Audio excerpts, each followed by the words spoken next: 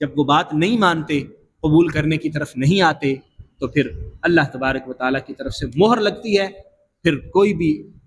راہ سجائی نہیں دیتا، ان کو حق دکھائی نہیں دیتا، ان کو سیدھا رستہ دکھائی نہیں دیتا، بلکہ وہ اس کو سمجھتے ہیں کہ یہ تو غلط کہہ رہے ہیں، ہم صحیح ہیں، یہ غلط ہے۔ بسم اللہ الرحمن الرحیم۔ سورہ یونس کا آج 8واں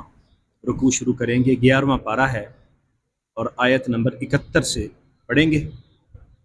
3 پاؤ ہمارے 11ویں پارے مکمل ہوئے ہیں، آج آخری پاؤ ہم شروع کر رہے ہیں۔ سورہ یونس ہے اور آیت نمبر 71۔ اعوذ باللہ من الشیطان الرجیم، بسم اللہ الرحمن الرحیم۔ وَاتْلُ عَلَيْهِمْ نَبَأَ نُوحٍ اذ قال لقومه یا قوم ان کان کبر علیکم مقامی وتذکیری بآیات اللہ فعلی اللہ توکلت فاجمعوا امرکم وشرکاءکم ثم لا یکن امرکم علیکم غمہ ثم اقضوا الی ولا تنظرون۔ حضرت نوح علیہ السلام کا یہاں ذکر ہے۔ اللہ تعالیٰ نے بارہا قرآن مجید میں انبیاء کرام کا ذکر کیا، پہلی اقوام کا ذکر کیا، تاکہ نبی کریم صلی اللہ علیہ وسلم اور اہل ایمان کو حوصلہ دیا جا سکے، جو کفار و مشرکین مکہ تکالیف دیتے، پریشان کرتے اور تنگ کرتے تھے، رستے میں رکاوٹیں ڈالتے، تبلیغ کو روکنے کی کوشش کرتے، تو اللہ تبارک و تعالی حوصلے کے طور پر انبیاء کرام کا ذکر قرآن میں نازل فرماتا کہ محبوب آپ پریشان نہ ہوں۔ یہ پہلے انبیاء کرام کے ساتھ بھی ایسے ہی کرتے رہے لوگ، اور انہیں راہ ہدایت سے منع کرتے رہے اور ان کو حق دکھانے سے روکتے رہے، تو آپ پریشان نہ ہوں۔ تو یہاں حضرت نوح علیہ السلام کا ذکر ہو رہا ہے۔ وَاتْلُ عَلَيْهِمْ نَبَأَ نُوحٍ، محبوب ان پر آپ حضرت نوح کی خبر تلاوت کیجیے، یعنی حضرت نوح علیہ السلام کی باتیں ان کو بتائیے۔ اذ قال لقومہ، جب حضرت نوح علیہ السلام نے اپنی قوم سے کہا، یا قوم ان کان کبر علیکم مقامی، اگر تم پر بوجھ ہے میرا یہاں رہنا، میں یہاں تمہارے سامنے ہوں اور تمہیں اللہ کا پیغام سناتا ہوں اور تمہیں اچھا نہیں لگتا، تمہیں بوجھل محسوس ہوتا ہے، وتذکیری بآیات اللہ، اور اللہ کی آیات کے ذریعے نصیحت کرنا میرا اچھا نہیں لگتا، تمہیں بڑا بوجھل لگتا ہے، برا لگتا ہے،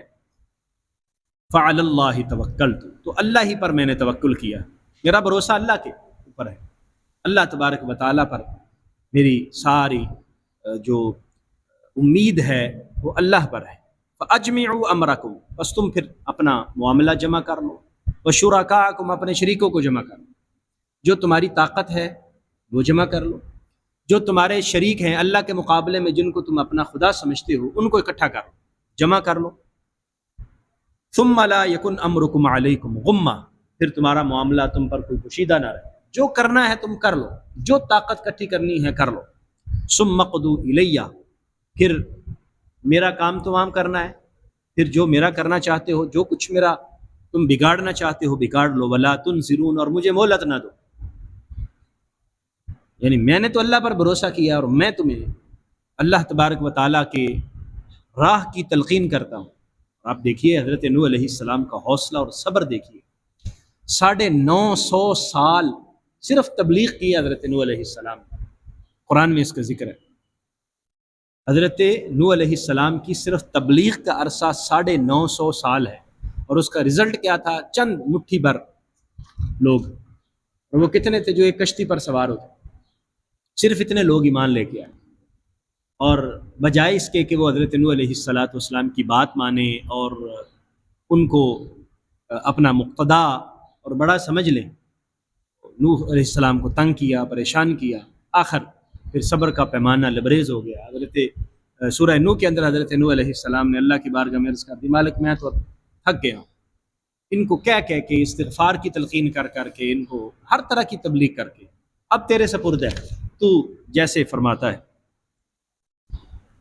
فَإِن تَوَلَّيْتُمْ، اگر تم روگردانی کرو گے، فَمَا سَأَلْتُكُم مِّنْ أَجْرٍ، تو میں تم سے کوئی اجر نہیں مانگتا، تم میری بات نہیں مان رہے تو میں کوئی معاوضہ نہیں مانگتا ہوں کہ میں نے اتنے 100 سال تمہیں تبلیغ کی ہے، تمہیں راہ ہدایت دکھائی ہے، مجھے اس کا کوئی معاوضہ دے دو، مجھے کوئی اجر دے دو۔ تم سے کوئی معاوضہ اور اجر نہیں مانگ رہا۔ ان اجری الا علی اللہ، میرا اجر تو اللہ کے ذمہ کرم پر ہے، اس کی بارگاہ سے مجھے اجر عطا ہوگا۔ وامرت، اور مجھے جو حکم دیا گیا ہے وہ یہ ہے، ان اکون من المسلمین، کہ میں مسلمانوں میں سے ہوں، سر تسلیم خم کرنے والوں میں سے ہوں۔ تو مجھے تو یہی حکم ہے، تو میں اللہ کا جو حکم ہوگا اس کے سامنے سر تسلیم خم کروں گا۔ اللہ کی جو مشیت، اللہ تبارک و تعالیٰ کی جو رضا ہے، میں اس کو قبول کروں گا۔ فکذبوہ، انہوں نے، یعنی کتنی خوبصورت اور نصیحت امیز باتیں ہیں۔ کوئی معاوضہ نہیں مانگ رہے، کوئی دنیاوی مفاد حاصل نہیں کر رہے، کوئی کسی طرح کا لینا دینا نہیں ہے، صرف ان کو جو ان کی غلط عادات تھیں، جو ان کا غلط نظریہ عقیدہ تھا، اس پر ان کو سمجھایا جا رہا ہے، لیکن بات پسند نہیں آئی۔ فکذبوہ، انہوں نے حضرت نوح علیہ السلام کو جٹلا دیا۔ فنجیناہ ومن معہ، ہم نے حضرت نوح علیہ السلام کو نجات دی، ومن معہ، اور جو ان کے ساتھ تھے، جو بھی ایمان لے آئے، ان کو فی الفلک، کشتی میں، وجعلناہم خلائفا، اور ان کو حضرت نوح علیہ السلام کا جانشین بنا دیا۔ جو کشتی کے اندر حضرت نوح علیہ السلام کے ساتھ سوار ہوئے، حضرت نوح کے اس دنیا سے جانے کے بعد پھر وہی حضرت نوح کے جانشین بنے، کیونکہ وہ حضرت نوح علیہ السلام کے پیروکار تھے، متبعین تھے، اور پھر ان کو یہ فریضہ سونپا گیا کہ اب نوح علیہ السلام اس دنیا سے رخصت ہو گئے، اب ان کا جو فریضہ یہ تبلیغ ہے یہ تمہارے ذمے ہے، اب یہ پیغام تم نے آگے لے کر چلنا ہے، اب دیے سے اگلا دیا تم نے جلانا ہے، اور یہ روشنی کا سفر جو ہے وہ ختم نہ ہو بلکہ آگے چلتا رہے۔ وَأَغْرَقْنَا الَّذِينَ كَذَّبُوا بِآيَاتِنَا، اور ہم نے غرق کر دیا ان لوگوں کو جنہوں نے ہماری آیات کو جھٹلا دیا۔ سارے کے سارے حضرت نوح علیہ السلام کے دشمن اور منکرین سب ہلاک ہو گئے، صرف وہی لوگ بچے جو حضرت نوح کے ساتھ کشتی میں سوار ہوئے تھے، باقی سارے کے سارے طوفان نوح کے سپرد ہو گئے اور لہروں کی نظر ہو گئے اور غرق کر دیے گئے، سب کے سب صفایا ہو گئے۔ فانظر، دیکھو ذرا، کیف کان عاقبۃ المنذرین، ان لوگوں کا انجام کیا ہوا جن کو ڈرایا گیا تھا، سمجھایا گیا تھا، اللہ کے عذاب سے خوف دلایا گیا تھا اور بتایا گیا تھا کہ دیکھنا اللہ تبارک و تعالیٰ کا عذاب بہت سخت ہے اور اس سے بچ کے رہے۔ ثم بعثنا من بعدہ رسلا، پھر ان کے بعد حضرت نوح علیہ السلام کے بعد ہم نے اور رسول بھیجے، الی قومہم، ان کی قوام کی طرف، ان کی قوموں کی طرف، جو قومیں آتی گئیں ہم رسول بھیجتے گئے ان کو سمجھانے کے لیے اور ان کی ہدایت کے لیے۔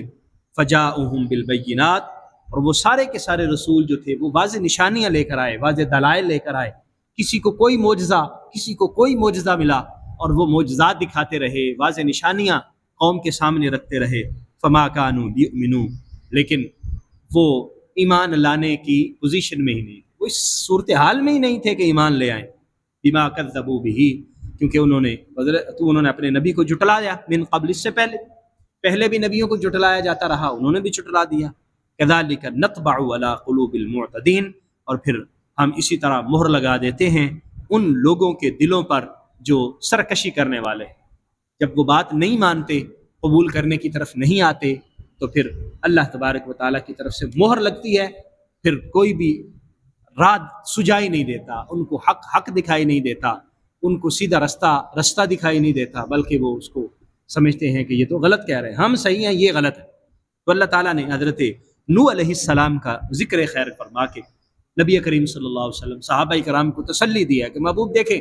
انہوں نے بھی تو 950 سال تبلیغ کی تھی، تو ان کو بھی تو لوگوں نے نہیں مانا،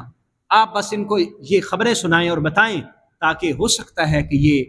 حضرت نوح کا ذکر سن کے، قصہ نوح سن کے، دیگر انبیاء کرام کا ذکر سن کے یہ لوگ نصیحت پکڑ لیں اور ان کے دلوں کے اندر خوف آ جائے اور ایمان کی طرف آ جائیں، اور اہل ایمان کو حوصلہ اور صبر دیا گیا کہ آپ نے پریشان نہیں ہونا، بس آپ نے حق پر ڈٹے رہنا ہے، اور کامیابی انہی کا قدم چومتی ہے جو ہمیشہ حق پر قائم رہتے ہیں۔ اللہ تعالی ہمیں سمجھنے کی توفیق عطا فرمائے، آمین۔ وآخر دعوایا الحمد للہ رب العالمین۔